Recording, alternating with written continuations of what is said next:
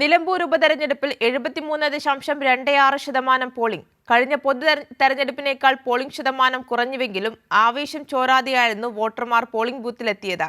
കനത്ത മഴയെ അവഗണിച്ചാണ് നിലമ്പൂരിലെ വോട്ടർമാർ പോളിംഗ് ബൂത്തിലെത്തിയത്. കഴിഞ്ഞ അസംബ്ലി തെരഞ്ഞെടുപ്പിൽ 76.6% പോളിംഗ്.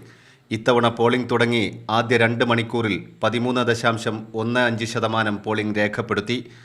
11 മണിയോടെ 30.15%വും ഉച്ചയ്ക്ക് 1-ന് 46.73% പേരും വോട്ടവകാശം വിനിയോഗിച്ചു. വൈകിട്ട് 5-ന് 70.76% പോളിംഗ്. മിക്ക ബൂത്തുകളിലും രാവിലെ തന്നെ വോട്ടർമാരുടെ തിരക്കുണ്ടായിരുന്നു.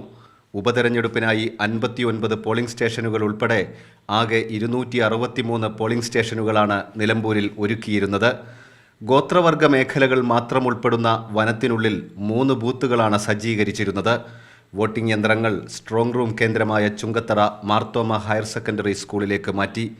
ഉപതെരഞ്ഞെടുപ്പ് പ്രചാരണ രംഗത്ത് ചൂട് ചോരാതെയായിരുന്നു വോട്ടർമാരുടെ പ്രതികരണം. കൈരളി ന്യൂസ്, മലപ്പുറം.